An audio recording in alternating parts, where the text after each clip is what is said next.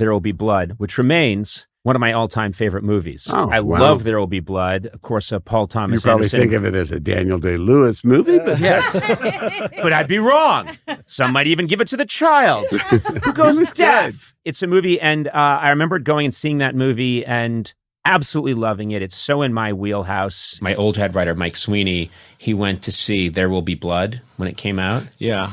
And the character that Daniel Day-Lewis plays, Plainview? Daniel Plainview. He saw the movie and I hadn't seen it yet. And he went, I just saw the most amazing movie, There Will Be Blood. And I said, yeah, I want to go see that. I'm going to see it tonight. And he went, you're going to love it. It's about you. And I hadn't seen it yet. And I thought, oh, wow, cool. It's probably about a really fun-loving. And I went and saw the movie. And of course, then I was horribly hurt because he beat someone to death at the end. Yeah, he beats someone to death at the end, and he's an abusive alcoholic to his deaf son, and he's just this, in so many ways, this tortured tumor of a man. And I said, I came in after I saw the movie, and I'm like, well, what the fuck are you talking about? And he said, no, just certain scenes. And he said, there's a scene where... He said the scene where he breaks his leg early in the movie and crawls all the way to the assayer's office to check to see how much he said, that's you about when you're committed to something. You will crawl.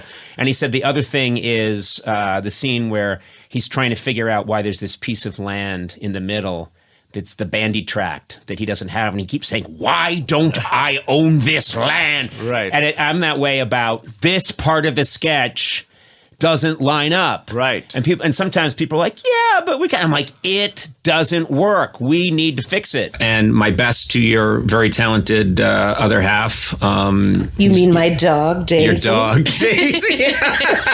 Great director, by the way. Thank you. I will definitely give Paul your love and I made my son watch There Will Be Blood with me last night because really? I've watched it over 50 times, and the times I've been around your husband, I've restrained myself. I have not asked him questions that I've wanted to ask him about his movies. He's one of my favorite filmmakers of all time. Yeah. You should. I think he would. I should. Well, I think he would like it. He is an undisputed master, and he really makes movies just for me, I think. So I just watched it, I think, for the 55th time last night, and had my son watch it with me, and he loved it too. So that's so cool. But enough about him. Screw him. Well, yeah. Who but he does. By the way, he does make them for you. I know. That's what I know. And you know what? You can tell because at the top it always says for Conan. Mm-hmm. There's always just a sort of and then a little screw Marty Short. He can suck it. I watched There Will Be Blood last night for the first time in years. Yeah, that's a good movie. It's so it might be it's like kind of obvious to say, but it might be the best. The best movie? I don't know. It might be like when you watch him acting, you're like, who else could do that? Who else is that good at that thing, at acting? He might. I don't think anyone's ever been that good before.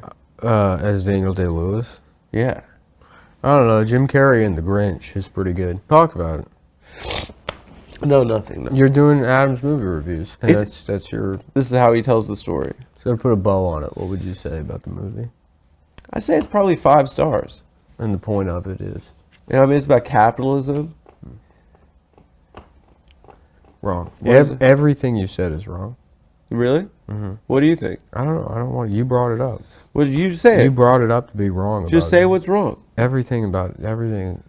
It's like you didn't even watch the movie. It's actually about skateboarding. No, it's not. Yeah, man. it is. If you watch Dogtown and Z-Boys, it's the same movie. Tony Hawk did all that. He's supposed to represent Tony Hawk. Kind of, yeah. And this idea, it's like, oil is like something nobody ever thinks about oil. They take it for granted. They're like, wow, it's awesome. We have gasoline. And we drive. And same thing with fucking skateboarding. But meanwhile, there was a guy that's fucking stole a baby, and it's actually a bad guy, Tony Hawk. During the original X Games, they didn't have any money, so they couldn't afford babysitters. So you bring your baby with you on the ramp. So this is my son. Yeah. Yeah, that.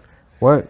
Why'd you do E. Jean Carroll? Why is your Tony Hawk impression E. Jean Carroll? He pushed me into the bathroom, and I was the first person to do 900. And I said, Donald, I'm not Angela Lansbury. I'm finished.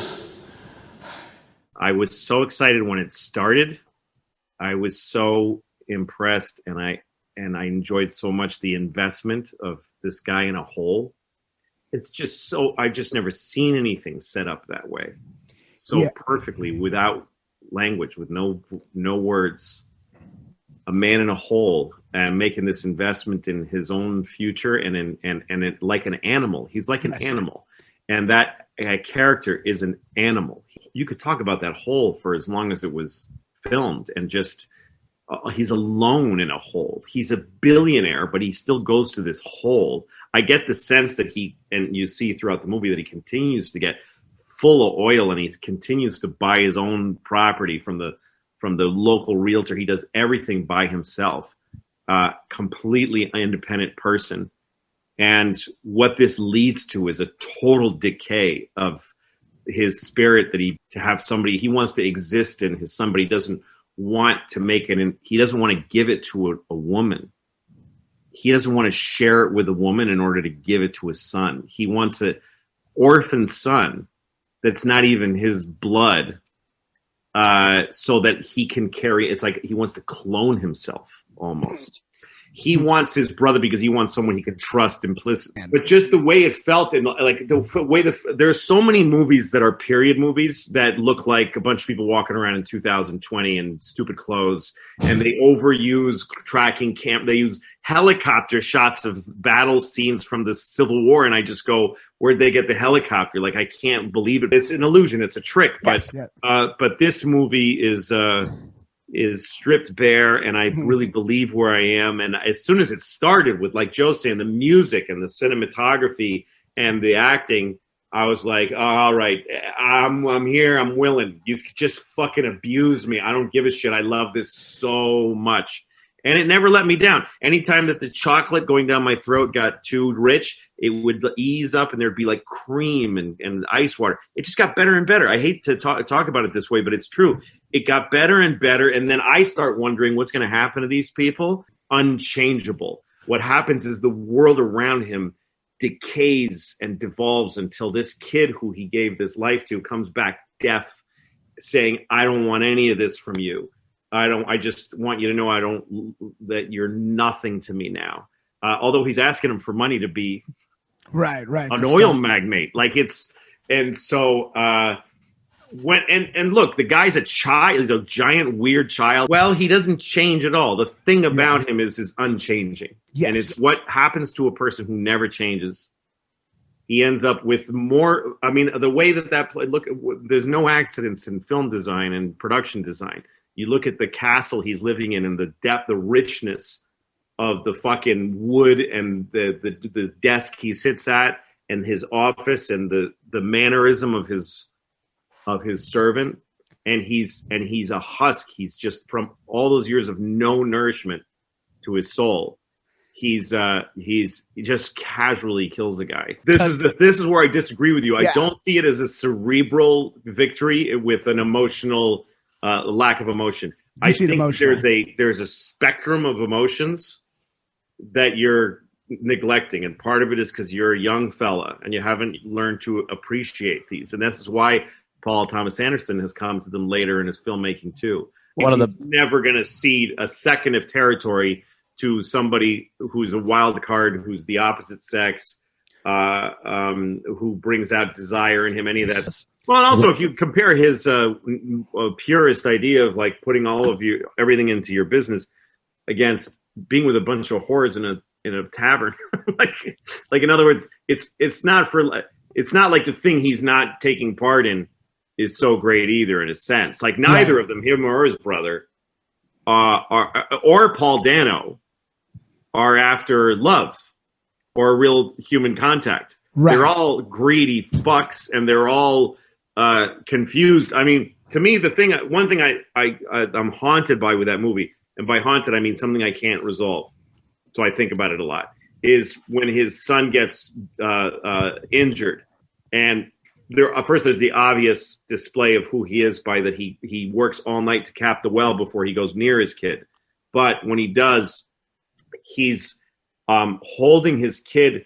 If you look at it, it's exactly the same pose as John Lennon naked with Yoko Ono when he's got his leg over him and he's holding him like this, laying on his side. kissing him, and there's so much love and affection in that moment, and it's very confusing. It's very I don't know everything about what it means. I really don't. But again, I attribute to honest filmmaking. It's almost like the feeling more than a movie that has a clear bells. Like when I used to go to church as a kid, and they once in a while they ring a bell, and I asked my mother, why do they keep doing that? She goes, they just want you to pay attention to this one part. They're like, listen, this part's important. And so there's a lot of movies that do that. I don't even know if it's love. I don't know, and I don't think he's a sociopath. Or don't think he is. I know what you mean. I mean, he's a little young for the young, yeah. But in those days, actually, that made me feel more transported to that time because people didn't act like they do now. Mm-hmm. People certainly didn't show their. Christianity has a really strange place in American history because essentially there's been people who have been acting insane throughout American history, right, and being praised and paid for it, like speaking in tongues and all kinds of. We have this weird part of our legitimate history, like U.S. presidents going way back have like posed and shook hands with guys who have literally healed people, and spoken in tongues. It's insane that we're that close to something that's like very esoteric behavior. So I think it was well shown in that. I think Paul Thomas Anderson sometimes Jesus, the fucking discipline of Daniel Day-Lewis's performance, and even the kid against Paul Dano, who I think he just kind of let him off the leash and said, "You do whatever you want." Right. I might have said, bring it down a little, but then it wouldn't have been. I mean, it's an insane movie. The movie's also not a period piece about oil. It's a fucking dream. It's a sick dream. I don't know where the fuck he got this story, what made him sit down and write it the way he did and film it the way he did. But the thing that I get really excited about is somebody who makes a dreamlike movie, but knows exactly what he's doing. That doesn't just throw mud against the wall, goes like, this is what it has to sound like. This is what the colors, this is what the oil, the black smoke looks like against the sky. We're going to be, the colors in this movie are going to be black, navy blue, and tan. And there's not going to be any other colors in the whole movie. And this is what the music is going to sound like. And this is what his mustache is going to look like. And what he looks like when he's pissed off and with a drink in his hand. That's it. Discipline in a dreamlike movie is a great combination. I think he does that. He also said that Austin Butler should have played the role instead. Ha! Ha! No.